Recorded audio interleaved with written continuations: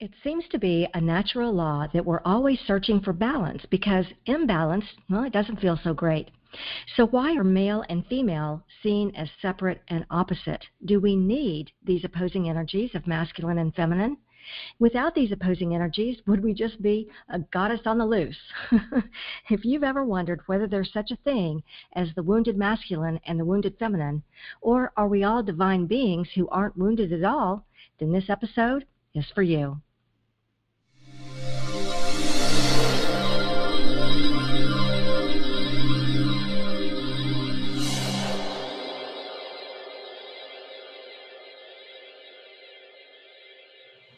Well, hi there and welcome. My name is Remy, like Do Re Mi. I'm a best-selling author and creator of the Get Unstuck Revolution. I help extraordinary women with big-ass dreams just like you who want to get unstuck from a life that doesn't work and get to where you know you need to be, into a life that's filled with passions and purpose. Now let's get started with today's episode. Okay, let me jump off the screen here and change over to my laptop. Today, we're talking about how to heal the wounded masculine and wounded feminine and whether there's even such a thing. Maybe we're all divine beings who aren't wounded at all. Maybe we're already pre-programmed for success, and it isn't a matter of healing, but it's simply a matter of tapping into our hidden power as divine beings. If you aren't getting the success you want in full abundance, however you identify with success, and if you're wanting to tap into a greater knowingness and align with higher frequencies, so that you can attract the success you're craving, then this episode is for you. Maybe it's time to open up to your hidden power and create something unimaginable, something totally unreasonable, something that may even seem impossible, to kick your whole life and all your success into high gear for whatever success means for you. Today, I'm going to try and get you one step closer. As business owners, change makers, thought leaders, innovators, disruptors, or even if we haven't found the right fit in the world yet, whether we're talking about our relationships at home or at work, or when we're talking about our finances, sometimes we're moving away from success. So how do we overcome this? How can we find the clarity and courage we need so that we can unlock our hidden power? Well, it's time to be unabashedly, unapologetically, happily untethered to ego thinking. It's time to allow the soul connection instead, so we can broadcast our hidden power from the hilltops. Today's episode is for you if you wonder whether you lean too heavily toward masculine or feminine energy, maybe to your detriment. Today's episode is for you if you wonder how to find balance when it seems so elusive. And it's for you if you wonder why you sometimes feel that push-pull of doubts and indecision. Yes, these episodes are about how to find your hidden power when you want to transform challenges into successes. I like to call it the audacity of alchemy. Because when you're feeling stuck, it's never the situation that has you stuck. It's your energy that's become stuck in doubts, worries, frustrations, indecision, and often this is because of a spiritual injury that we've experienced, some kind of hidden trauma. So it isn't the pain of your situation. It's the pain of not being connected in the natural energy of who you really are, of being connected to that magical part of you that's a creative vibrational being who can use positive energies to create what you want and bring it into physical manifestation. Part of this process is to allow your manifestations to materialize and not get stuck in the negative vibrations that block them. These positive energies that we talk about so much are where you find the magic of alchemy. And using your hidden power means using these positive energies to effect transformation. Because if you're like me, then you're someone who has the audacity, the willingness to take bold risks and transform challenges into success. So let's talk about this idea of transformation and the audacity of alchemy, because your choice of frequency can change the course of your journey. You know, last week we focused on connecting with your inner self. We talked about the two types of energies, one of fear and one of love. This could also be described as the ego self and the soul self, and how it would be irresponsible to allow ego thinking to pull us over to that left side of the page where we can so easily become unhinged. Because who we are, our life purpose, and everything we're becoming is over there on the right side of the page. That's our soul self. And after that episode aired, I had someone ask me whether this could also be a division between masculine and feminine, because some of these traits of the ego self seemed very masculine. In fact, even the energy of resistance seems very warrior-like, and many of the energies of the soul self seem very feminine, like surrender.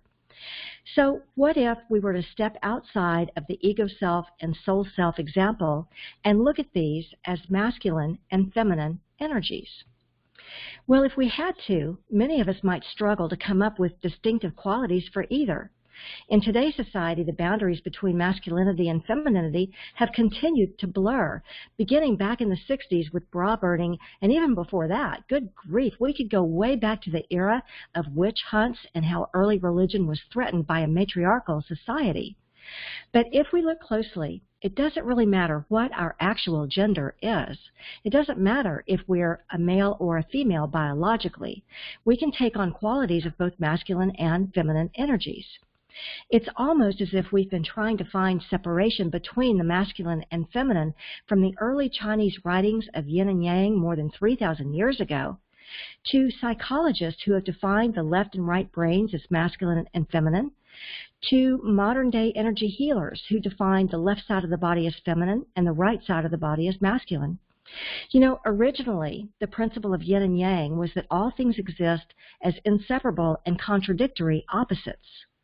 This might be female-male, dark-light, old-young.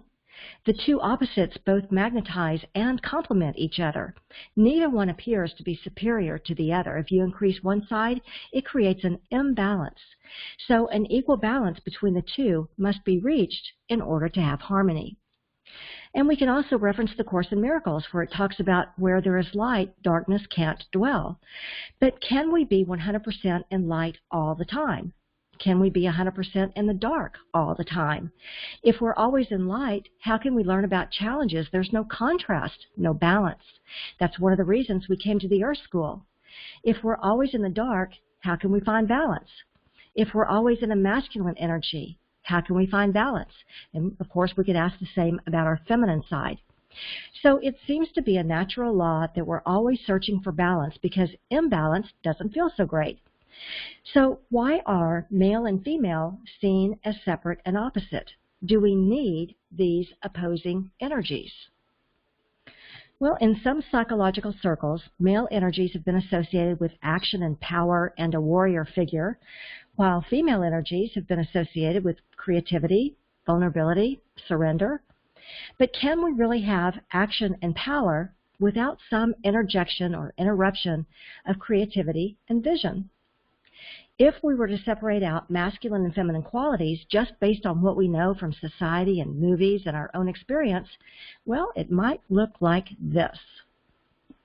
Male energies might be associated on the left there with action, powerful expression, logical, rational thinking, courage, tenacity, stable foundation, protection, a physical world perspective, and an ability to fight resistance. That would be that warrior mode.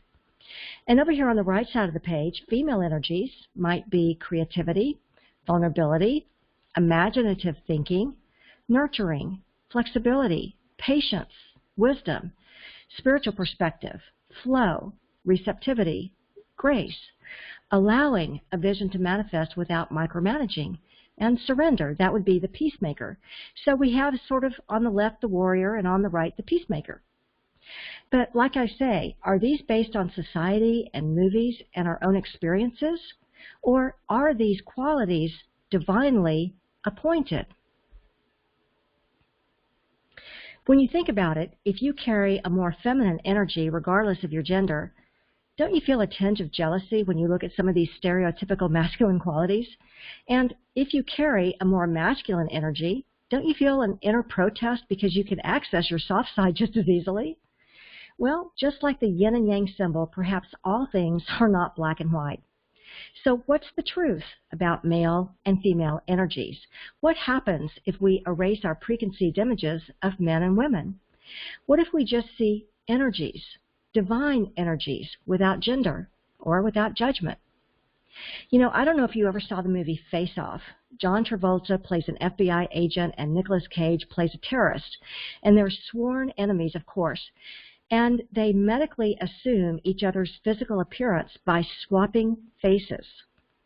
The idea is, what if you were to remove the skin and the culture and the stereotypes of two people, and you're just left with the two bodies laying on a surgical table? It's an interesting thought to go even a step further, because who are we without a body? At the soul level, does masculine and feminine even exist, or is it just pure light? Well, just like the yin and yang symbol, as humans, we're made up of opposing forces, differences, contrast. Masculine and feminine energies combine within us in a divine balance. When we weigh too heavily with one energy or have a lack of another, we feel that imbalance. Action without wisdom or wisdom without action, the lack of one energy shows itself immediately. And this is part of the push-pull we feel within ourselves as we strive to become whole. And of course, another thing that creates the push-pull is between our ego self and our soul self, as we talked about last week. And by the way, that episode was called Connect with Your Inner Self, if these illustrations are something you'd like to go and revisit. That episode was called Connect with Your Inner Self. Anyway, we can see that dashed line right there at the bottom that stretches between the ego self and soul self, and that dashed line is called responsibility, because it would be irresponsible to allow our ego self to stretch us away from who we really are.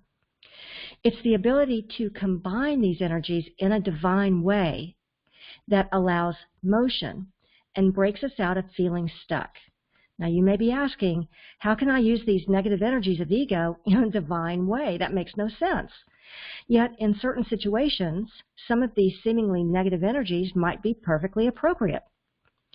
What if you felt stuck with a client who just made you angry all the time? Just recognizing that emotion might align you with a more positive energy like grace or patience, whether you'll either gracefully end the relationship or maybe use patience to help them through whatever's making them such a difficult person.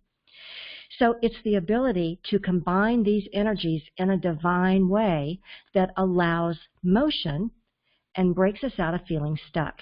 Make sense? Because while we're on the right side of the page, this is where we remember that our choice of frequency can change the course of our journey. Our choice of frequency can literally cause obstacles to disappear because they aren't a vibrational match for us. And this is why you'll hear me say that life begins on that right side of the page.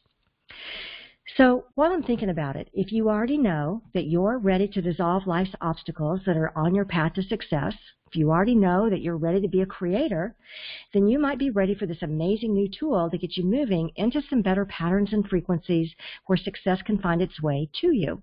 It's called the Alchemy Matrix, and it's going to help you shape your destiny. It's an interactive roadmap designed to help you solve problems, dissolve barriers, heal spiritual injuries, and bring in a lot of clarity so you can create a future that you'd like to see. Just a brief reminder that you can sign up to learn more about the Alchemy Matrix at successcircleworkshops.com, and I promise to tell you more about that in a minute. So remember that the imbalance of masculine-feminine energy is the push-pull we feel within ourselves as we strive to become whole. We've all experienced this push to associate with one or the other, masculine or feminine, all the way back to choosing our toys, G.I. Joe or Barbie, pink bedroom, blue, yellow. And so we've had a lot of conditioning over a lot of years that sometimes makes it difficult to integrate these different parts of ourselves to become whole. So I'm hoping that this little bit of an insight on the anatomy of masculine and feminine energies helps to bring some clarity to your own journey. There's a lot of talk out there about embracing our divine feminine or even embracing our wounded feminine. I'm suggesting that leaning too heavily to one side doesn't heal the wounded feminine, but may create even more of an imbalance. As you consider your own journey, do you agree or disagree? The qualities that belong to the divine feminine are not the sole possession of women any more than the qualities of the divine masculine belong solely to men. Associating with either feminine or masculine won't help us to integrate these energies, so what will? Well, there are a lot of modalities that may help with this, but since we talked about discernment and choice just 2 weeks ago, and that is the title of the episode if you'd like to go look that up, Discernment and Choice, I'm suggesting that it's possible that these opposing energies may not be something to heal, but perhaps something to choose. When we can discern between the masculine and feminine, we can choose to blend them. Maybe there's an area where we feel weak and we'd like to strengthen that area. Or maybe there's an area where we feel strong and we'd like to complement that energy. Now, since the question that originally came to me was whether the ego self represents masculine and the soul self represents feminine, well, let's circle back to that just for a second. It's possible that the ego self could be called the wounded feminine. The ego self could be called the wounded feminine, but it could also be called the wounded masculine. And by default, the soul self could be called the divine feminine, and it could also be called the divine masculine. Can you see how it could be either? Now for me, I'm just happy calling the ego self the wounded part and the soul self the divine part without a masculine or feminine label. Some people will disagree with that. But for me, I look at how can I transmute doubts, confusion, frustration into expansion, well-being, or happiness. Or how can I take that spiritually centered part of me over there on the right side of the page and simply expand that? And as you look at this anatomy, you can choose what best fits for you, whether you're healing or whether you're expanding. But can you see how these qualities of the ego self could stem from a trauma or a spiritual injury or something that wounded you? And can you see how these qualities of the soul self could assist in spiritual growth? For instance, if the wounded part of you experienced a spiritual injury and your chronic emotion has become indecision because of that, can you see how the spiritually centered part of you might have the exact opposite or complementary energy to assist you? That complementary energy could be decisiveness. It could also be grace, or it could be certainty, or it could be appreciation. Remember, we have a choice in how we want to direct our energies. We have a choice in how we want to direct our energies. Our choice of frequency can change the course of our journey. And maybe it isn't a masculine frequency. Maybe it isn't even a feminine energy. Maybe it's a blending that we could simply call divine energy. Okay, so here's your exercise. As you look at the qualities of the masculine self, and you may have other qualities you'd want to add here, consider that you might have one chronic energy that doesn't serve you. For me, I have an ability and a strong desire to fight resistance. It's the spiritual warrior that lives inside me. But what I found over the years is that in trying to fight it, I inadvertently kept the resistance alive. And you've heard me say this before, problems are just swimming in resistance. So the more we focus on the resistance, the more stuck we become in our problems. So, as you consider whether you have one chronic masculine energy that maybe doesn't serve you, and which one that might be, look for its exact opposite within all the qualities of the feminine side over there on the right side of the page. Could there be a complementary energy that you'd like to bring to the forefront and help balance you into wholeness? Remember, we have a choice in how we want to direct our energies, and your choice of frequency can change the course of your journey. And maybe it isn't a masculine frequency, maybe it isn't even a feminine energy, maybe it's simply a divine energy. And so that's your exercise for today as we work toward being in the flow of positive possibilities for success. Yep, this is your invitation to step it up a notch and do something unimaginable, something totally unreasonable, maybe even something that seems impossible. And remember, to the universe, nothing is impossible, not even choosing your own energy. All that's required from you is a shift in frequency, because your choice of frequency can change the change the course of your journey. So I hope this helps you as you're using the powers of alchemy to transform challenges and obstacles into positive new successes. But if you still can't get your head around what's got you stuck, you can tell me about it. You can leave a question here, or if you're someone who has the audacity, the willingness to take bold risks to transform challenges into success, you can find out more about our events at successcircleworkshops.com. This is where you can learn more about the audacity of alchemy and how to unlock your hidden power. You'll get a personalized, interactive roadmap that's custom designed to get you unstuck by unlocking your hidden power to create big, magical changes. You know, alchemy. You'll learn to solve problems, dissolve barriers, and bring success to you. So don't wait. Go to successcircleworkshops.com and get your personalized alchemy matrix package right now. And here's what you'll get. A full-color workbook filled with hands-on exercises to inspire your creative energies. You'll get membership in your very own Success Circle for high-level masterminding and networking. You'll get your very own customized alchemy matrix to unlock your hidden power and bring success to you, and your very own personal unstuckologist. Remember, the alchemy matrix is the only tool of its kind, and it's only available here. So if you're ready to approach your life's challenges with audacity, if you're ready to finally banish frustration, indecision, and a negative spiral, if you're ready to watch success materialize right before your eyes, then don't settle for another minute of ordinary. Go to successcircleworkshops.com and get your personalized alchemy matrix package right now and watch the magic start to happen. Thanks for joining me today, and I'm wishing you a life filled with all the alchemy you need to bring success to you. Feel free to share this video with anyone you know who's feeling stuck, and I look forward to seeing you in one of our upcoming Success Circles. You can find out more at successcircleworkshops.com.